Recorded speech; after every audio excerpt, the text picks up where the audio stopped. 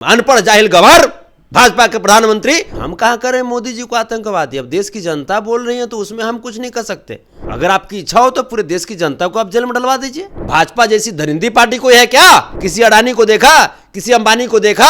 आपने देखा किसी को लाइन में लगे हुए? स्वर्गीय माता जी, तो स्वर्गीय माता जी के नाम पे तो राजनीति करने वाला नालायक बेटा है। ये बर्बाद करके देश के संविधान पे खतरा बन करके बैठ गए हैं। लोकतंत्र को खत्म करके ये पुनः ये राजतंत्र शुरू करना चाहते हैं। ऐसे नहीं बोला फोन लगा के। नया संसद भवन का निर्माण हो रहा है, उसमें जो सिंगुल है उसको हस्तांतरण करने की बात आ रही है। देखिए, बात तो कुछ भी, भाजपा के प्रधानमंत्री जी और भाजपा के नेता लोग कुछ भी बात कर सकते हैं, लेकिन ये पूरी तरीके से एक राजा महाराजा की जो कहानी है उसकी शुरुआत मोदी जी करने की कोशिश कर रहे हैं। क्योंकि जिस सिंगोल को, जिस राजदंड के प्रतीक को अंग्रेज़ों के हाथे नेहरू जी प्राप्त किए और प्राप्त करके उसको कभी संसद भवन में स्थापित नहीं किए, कारण था उसका, क्योंकि नेहरू जी की सोच थी कि अब इसका क्या यूज है। सत्ता का हस्तांतरण का ये डंडा था, ये प्रतीक था, तो सत्ता तो हमने अंग्रेज़ों से ले लिया, अब भाई इसका यूज क्या है? सत्ता ले लिया, अब उसको रखने का क्या मतलब है? किसी और को भी सत्ता देना है क्या? अब मोदी जी उसको ढूंढवाए, निकलवाए, मोदी जी निकलवा करके और उसको संसद भवन में स्थापित किए, ये सोच करके, ये इच्छा रखते हुए, क्योंकि अब सत्ता का हस्तांतरण करने की इच्छा भाजपाइयों को हो रही है। मोदी जी की प्रबल इच्छा है कि देश की जो लोकतंत्र है उसको ख़त्म करके राजतंत्र शुरू किया जाए।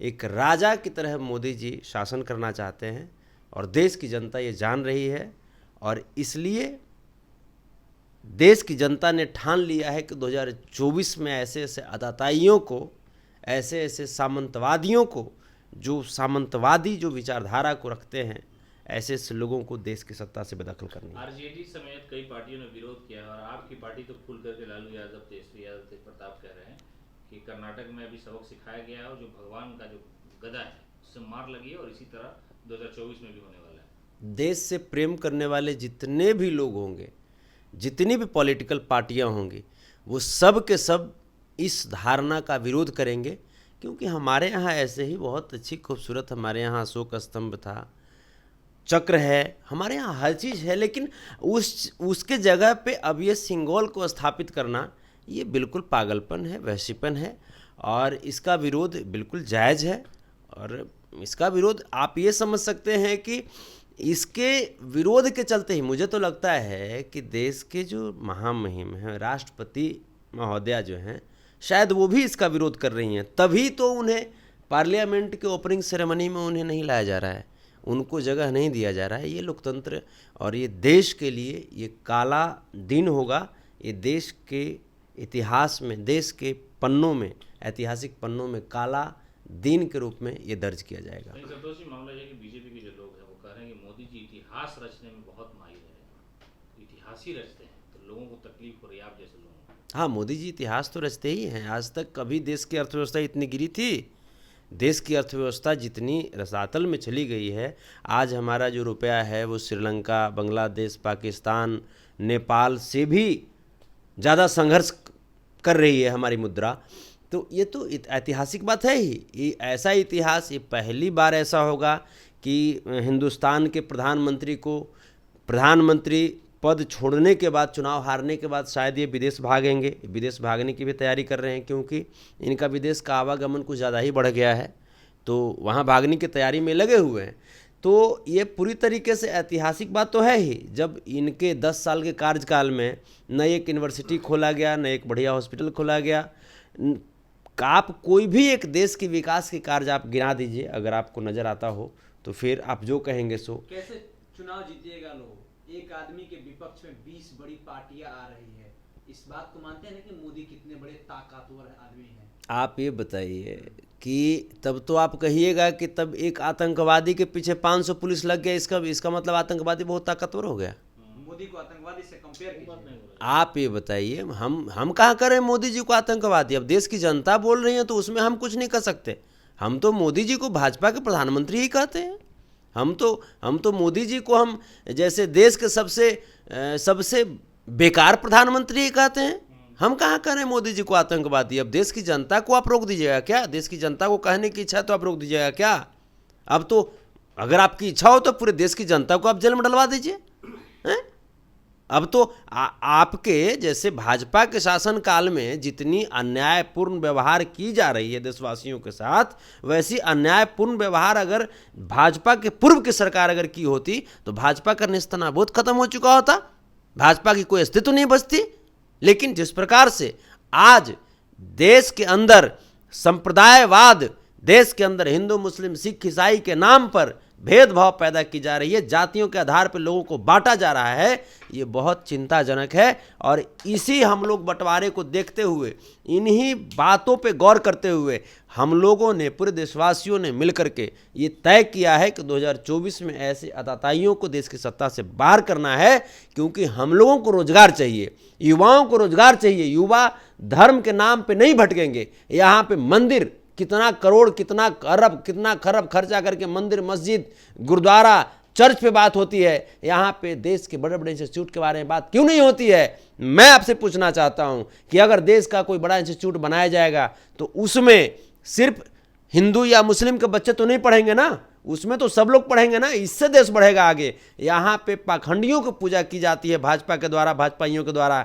यहाँ पे देश के वैज्ञानिकों की पूजा कहाँ होती है? देश के इंटेलेक्चुअल लोगों की आज कहाँ जगह है देश में? आप बताइए। मोदी जी बोले थे कि हर वर्ष 2 करोड़ लोगों को हम सरकारी नौकरी देंगे। आप बताइए 10 साल में 20 करोड़ लोगों को सरकारी नौकरी मिला क्या? अगर 20 करोड़ लोगों को सरकारी नौकरी मिला होता तो आज कम से कम एक लोग नौकरी करते तो 5 लोग उन पर आश्रित होकर के घर का जो खर्चित जो होता था उनका चूल्हा जलता। यानी 120 करोड़ लोग कम से कम आज भूखे पेट रहने को मजबूर नहीं होते। आज भी आप डेटा उठा करके देख लीजिए, देश का 40% जो आबादी है वो एक वक्त खाता है, देश की 15% जो आबादी है वो भूखे पेट सोती है, सप्ताह में मात्र 3 दिन खाना खाती है। देश का आंकड़ा है प्रतिवर्ष आप जब आंकड़ा ढूंढेंगे, 2014 में एक देशवासी के ऊपर 1538 रुपये का कर्ज था।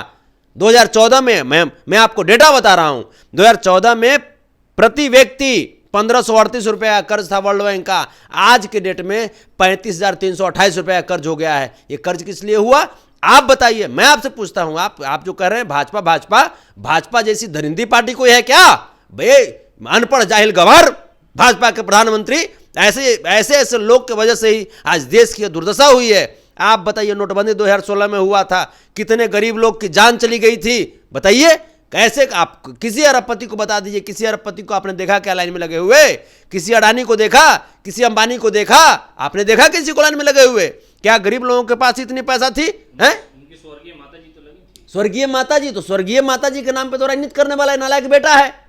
इस नालायक बेटा को यह भी नहीं पता है कि जो माता बुजुर्ग अवस्था में जिनको आराम मिलना चाहिए, उस बुजुर्ग माता के नाम पे टीआरपी गेन करता है। ये क्या बात करते हैं आप? सौगंध मुझे इस मिट्टी की, मैं देश नहीं बिकने दूंगा, ये लाइन सौगंध मुझे इस मिट्टी की, ये देश नहीं बिकने दूंगा, ये तो नेहरू जी बोले थे। ऐ नालायक आदमी उसी शब्द को अपनी वाणी से दोहराया। लेकिन नेहरू जी बोले थे, इंदिरा जी बोली थी, तो उनके पीछे लॉजिक था, वो हृदय से बोली थी और उन्होंने काम किया। लेकिन ये नालायक अपनी मां का बेटा, अब इस पे भी कंट्रोवर्सी नहीं होना चाहिए, क्योंकि हम इनकी मां का ही बेटा बोल रहे हैं नालायक, जो अपनी मां को भी अपने टीआरपी के लिए भरपूर यूज किया। इनकी मां भी बोली कि चल तुमने बहुत यूज किया, अब हमको जाने दे। अपनी मां को जाने नहीं दे रहा था। ये जो व्यक्ति दूसरे के धर्म पे जा करके टीका टिप्पणी करता है, दूसरे के धर्म के महिलाओं के ऊपर टीका टिप्पणी करता है, वो अपने घर की महिलाओं को क्या इज्जत दिया? आज इनकी पत्नी जसोदा बेन, उनको भी तो चाहिए ना, उनको भी तो न्याय चाहिए। आरएसएस के लोग हैं, हम लोग महिलाओं के साथ संपर्क में नहीं रहते हैं। आप ये बताइए, आप आरएसएस से देश चलाएंगे क्या? आप मनुस्मृति से देश चलाएंगे क्या? देश की संविधान कभी भी सिंगोल की चर्चा की है क्या? देश की संविधान कभी राजदंड की चर्चा की है क्या? बाबा साहब भीमराव अंबेडकर समेत जितने भी जो विद्वान लोग थे, उन्होंने देश के संविधान में अहम भूमिका निभाई लिखने में। क्या कहीं पर सिंगुल की चर्चा है जो कि सिंगुल को स्थापित किया जाए? तो देश संविधान से चलेगा ना। यह पुनः मैं आपको बता दे रहा हूं, ये देश की संविधान को ये बर्बाद करके देश के संविधान पे खतरा बन करके बैठ गए हैं। लोकतंत्र को खत्म करके ये पुनः ये राजतंत्र शुरू करना चाहते हैं, बादशाहत शुरू करना चाहते हैं। ये देश की ये भविष्य ये यहां से निर्धारित कर रहे हैं और इसी का प्रमाण है राजदंड।